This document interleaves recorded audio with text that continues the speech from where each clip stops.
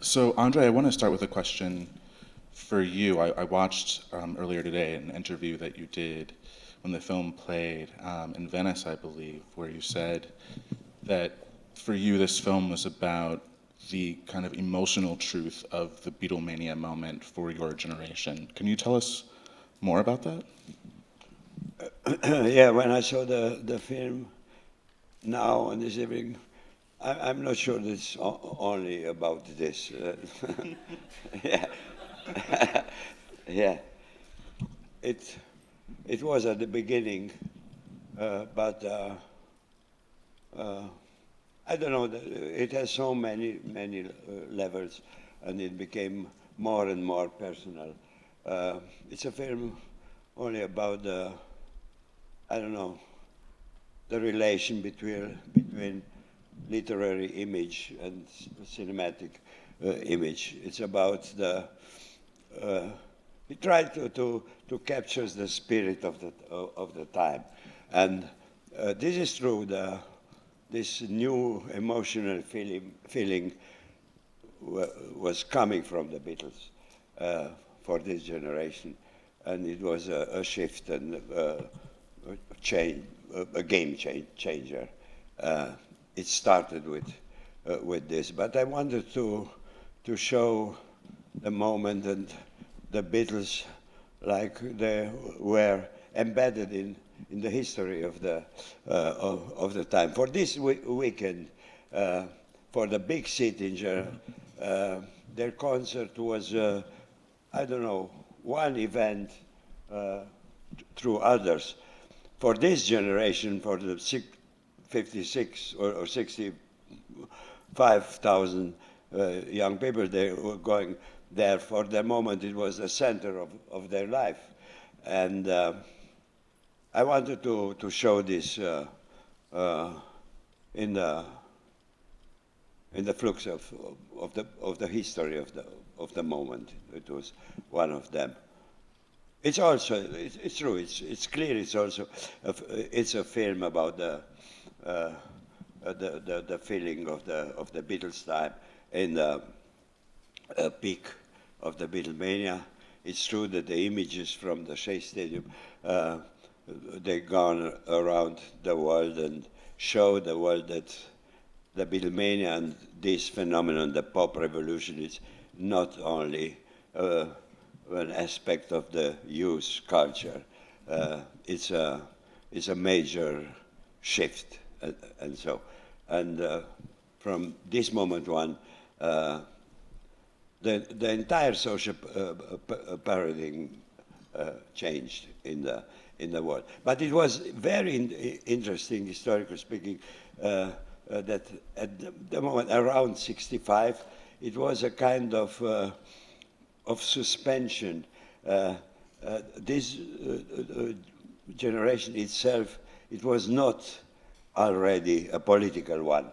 That became 3 years later in the 68 movement. They were the social rights movement beginning and growing, but the other side of the demographic spectrum, it was not politicized. And the Beatles' output was an aesthetical one. It was not a political one. And the interesting aspect for me is that the great changes they began from 68, when they are coming from a double layer, a political and the aesthetical one. It was not from the beginning a political movement. This is a long gestating project for you, as I understand it. And when you speak about the film being about the relationship between the images and the language, I become curious about, because some of the language here, it's some of your own poetry, some writings from Jeffrey O'Brien and others. So can you tell us about, just in terms of the process, were you in the archive and both, as well as a literary archive, your own personal poetic archive, and then you come to the images, or were you looking at the images and getting ideas about the era and kind of thinking through the moment in terms of the Beatles? And then actors coming into it. You know, you have so many modes and so many, I think, levels of just visual literary analysis here that I don't know what came first. Yeah. This time it was really quite complex. For my previous film, in which I wanted to read an historical movie or development from an amount of visual documents. Here it was a mixed. On looking at a lot of images of this weekend, because I wanted to reconstruct the weekend. Dana Bunescu and me, she's the editor and the sound designer of this film, and she did really a fabulous job here. We started to construct, to develop the journey of the characters in the film, but from a certain moment we look also for pictures to illustrate this. For example, I wanted to have the Was riots. And then to give them a big place there, and so we find the moment when he's on the Jones Beach and sees on the TV a special report from What's Rise, and then we jumped in the TV. But it's a fake here, because in this boat it was not a portable TV. It was nothing. We put them there because we did here could be the place to change it, to jump to LA. That means from a certain point we started not from the images. We were looking for images who illustrate our story, and in the 8mm second part, it was clear like this. It's actually sort of eerie to be on the stage with people whose voices are so familiar to me, and I'd love to just hear from some of you about this collaboration. I have to say, it's eerie is truly kind of understating it, because I, even just out in the hall before the film started, being reminded of your voices, just kind of immediately brought me back to the images, as well as the thing, you know, hearing you giggle, hearing the kind of forlorn love poetry. I'd love to hear from some of you about your role in this process and about performing. I can go. Hi.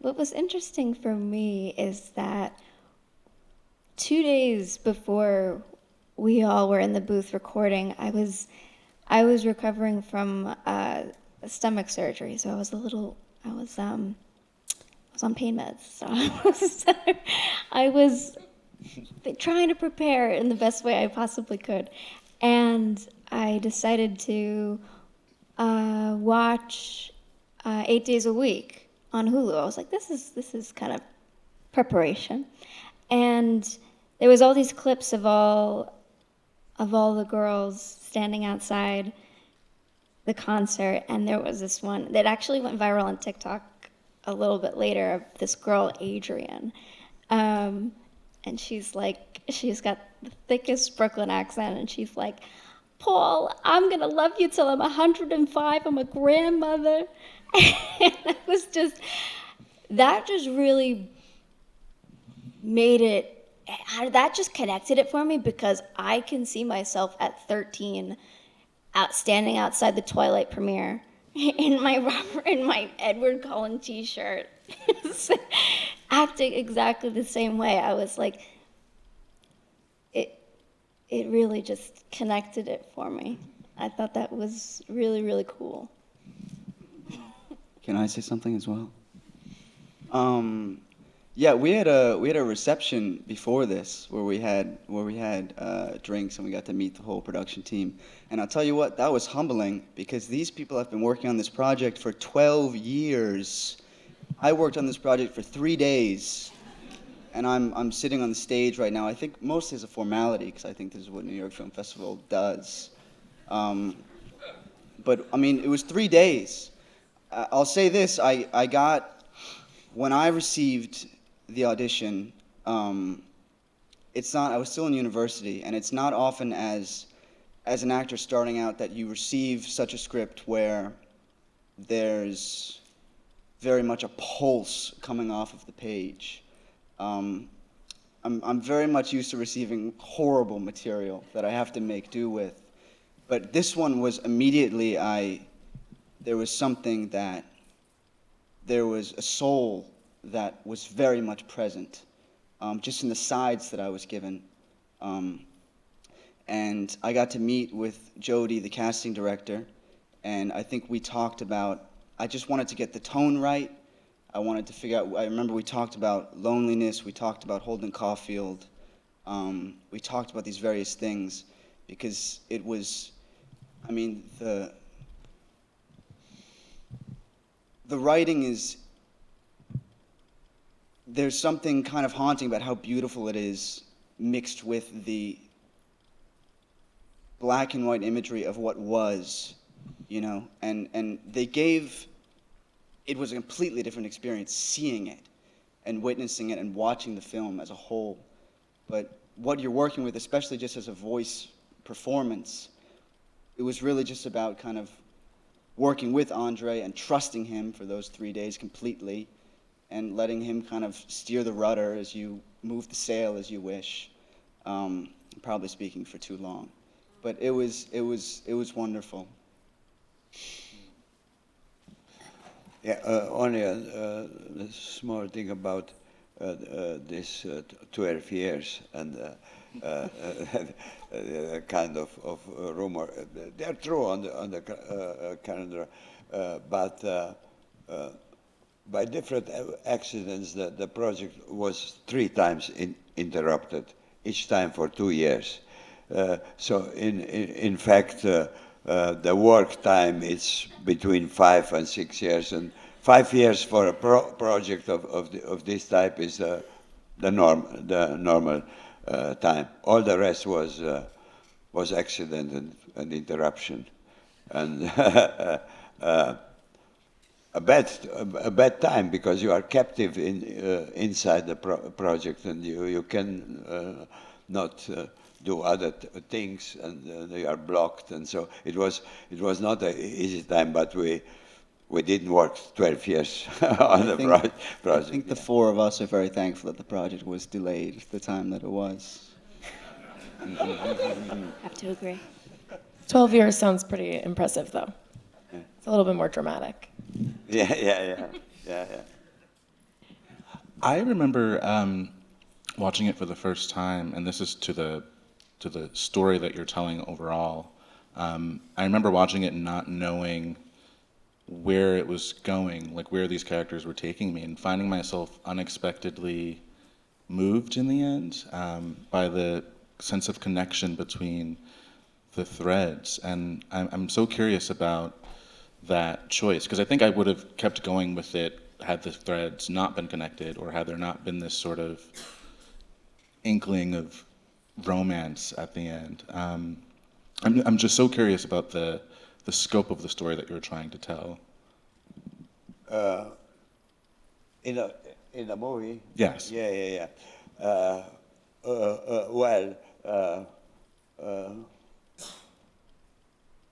The structure,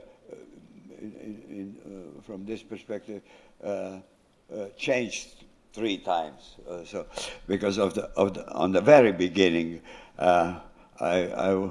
we wanted to have at the end, a fragment of the Shea Stadium concert, 2 or 3 songs or so. This is not possible to get them from Apricot. Okay, then I told me, okay, we can finish the film when the Bills are going to the stage, and we show atmosphere pictures from the stage. But in each of these versions, the end would be the same. Is the end of the short story, what the young writer tried to write in his head in this journey, in this weekend. Okay. To our surprise, we on the end we didn't get the rights not for the atmosphere pictures from the stadium. They wrote us, we have our own plans. Yes, it's their material, their own plans. I hope they are better than usual.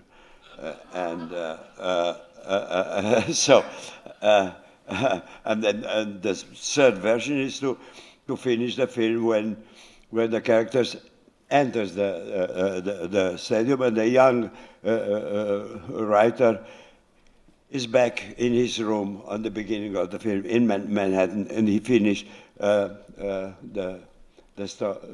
story on his typewriter. And the images which he see from this moment is they are in his head when she finished writes the last sentences of the story. Yeah.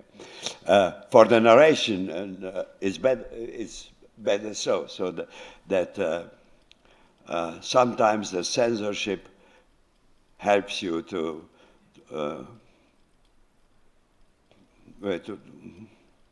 make a straighter narration. Yeah. I'd like to open up to the audience. Yes. Just wait for the mic, sorry. We have a mic coming your way.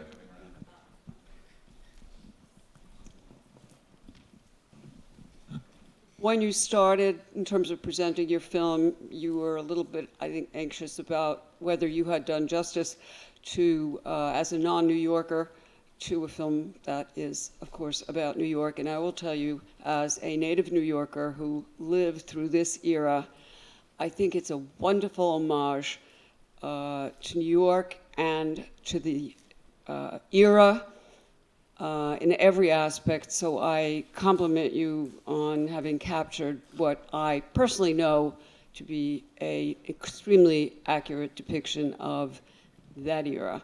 Thank you.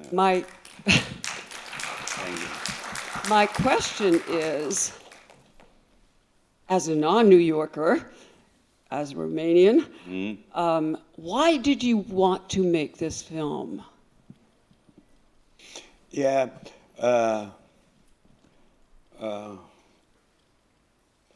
My biography is also fractured. I live half of my life, in fact, in West Germany, yeah, and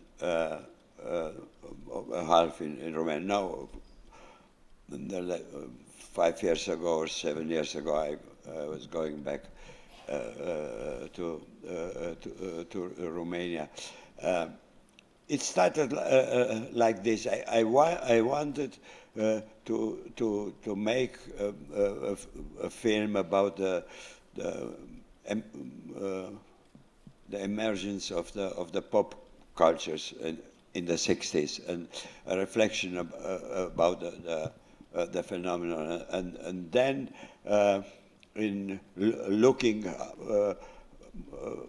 on the best structure to express this, I come to the idea I must to take their biggest concert. It was not interesting from the beginning to choose a tour or to make a pop documentary. Or I wanted to make a film about the modeling of our emotional profile, and for this I needed a unity of space and time, and to choose a concert which could express the peak of the Beatlemania, of the peak of this sentiment.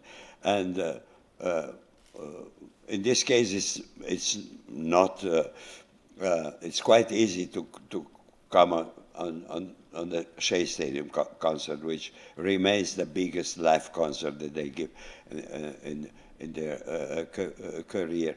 And then I thought, yeah, to reconstruct a weekend when they come from the arriving in the city up till to the concert, after the concert, this is a good dramatic and narrative story. And then the fact that through a historical coincidence, exactly in this weekend, there are also the WAS riots in New York is the World Fair, and also in this week on Wednesday, their last film, Help, come in the cinemas here and had premiere. All these elements give me clear the ideal structure to express what I was looking for. And then I was glad that this New York. I'm not a New Yorker, but I'm an old and very fidel New York fan. Yeah. Well, I think you did a wonderful job. Yeah. Thank you. Yes. You mentioned getting the rights or seeking the rights. Can you talk a little bit more about any rights that you sought and how that influenced how the final product came out? The rights that you sought, because you spoke about seeking the rights for some of the Shea Stadium footage and not being able to get it. So were there other things that you sought the rights to, and right? Is that? Well, yeah. There's no Beatles music. There's a Beatles title, but there's no legal attachment on that. So just how did the rights issues impact the film? Yeah, for the right issues, normally for the Beatles stuff, you must to deal and to ask the Apple Corps in London, and normally they didn't give the rights because they have always their own plans. Yeah, and. So at the very beginning of the project, when I heard was in London, they are very polite, civilized guys, and it was a long discussion on the beginning. Was not so clear if we can get something or not some songs from the beginning, but then it was more and more complicated, and also in my head the idea to make a kind of radical Beatles film without Beatles music. I find this more and more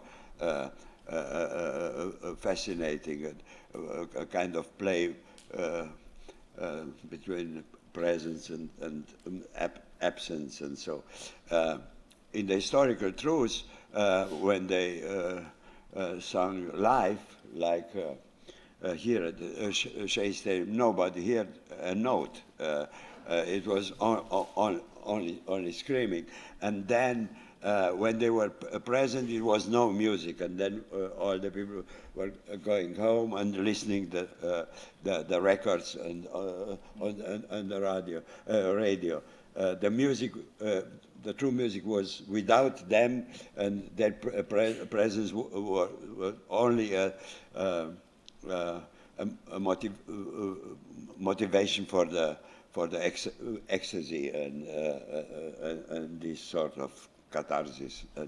And this is interesting. And then I thought, oh, it's okay. It's better not to have Beatles music in the film, and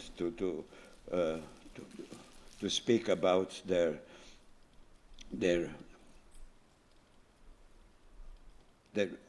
fascination, which became here quite abstract. The young people are waiting for them like young gods, where they are coming from the sky and adored as this for the idea, for what they represent, and for their music. But the music is in the head of the listeners, of the audience. It's a little bit. It's separated. The image is one, and the music is a kind of interior feeling, and so that's why in the end I found it till yet much more interesting to make a film about this feeling of the era without their music. When you put the music, it became illustrating and more banal. So each of us, we can go after we watch the film, and after that we can make an evening and listening wonderful Beatles music. It's not a problem. Yeah. Yeah, I did, after watching it, in fact, look up some Shea Stadium footage immediately. One more question? In the back, middle.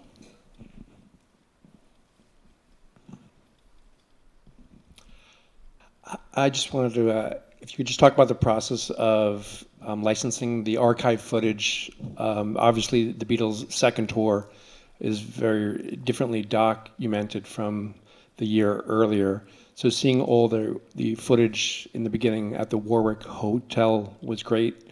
I'm sure most people are not familiar with that. But you also included just a few scenes even at the Stanhope Hotel on Fifth Avenue, which is in later years where actually, coincidentally, that was Paul McCartney's hotel with his family. So I was just wondering if you could just talk a little bit about the archival process of getting that footage.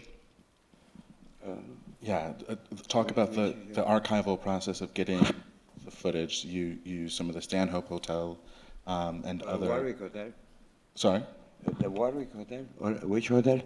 The Stanhope? The Warwick is the first stop, but you probably don't even know that you might not know. The second hotel, there's a few scenes you have actually of Jeffrey, the reporter at the Stanhope Hotel, which is across from the Metropolitan Museum. It's no longer there. But that actually, in later years, is where Paul McCartney stayed. You may not know. The next morning when Jeffrey is going to the cafe park, the cafe is also no more. And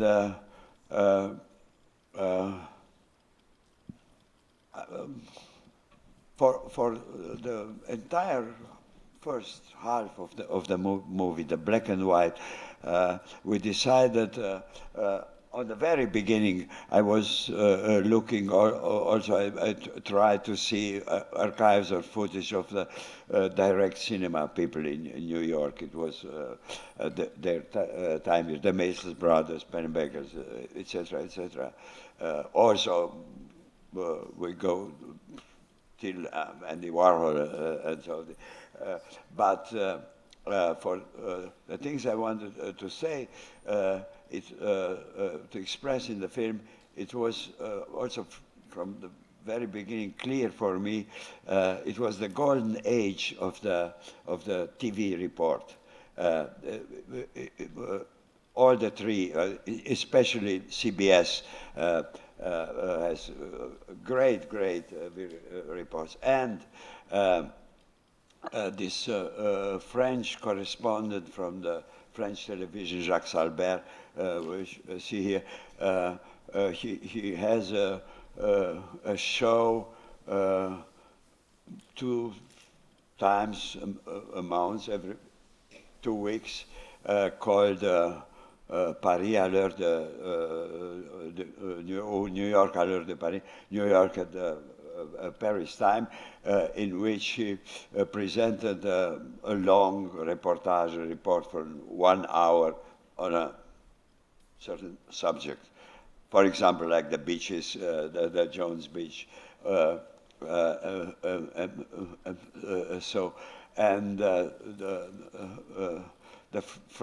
segments with the Cafe Park, we found that it was a wonderful, I think, ABC report about New York cafes. We find these pictures near to the. Because I wanted to go after that Jeffrey is going through the Central Park, and from there he takes his car and goes to the Jones Beach, and we choose this cafe first of all because it was near to the Central Park, and it was easy for us to construct this route, but not more. And I wanted that in the morning he listens to the morning show of his father, and he has, and I can use some fragments of the text wrote by Jeffrey O'Brien about his father. They are wonderful sentences of the book of Jeffrey O'Brien with the subtitles and autobiography of my ear, jukebox. Yeah. Well, to echo a comment earlier, I think you really reconstruct New York beautifully. Thank you for bringing us your film. Thank you, everyone, for coming to see it. Thank you for the great job you all did bringing it to life.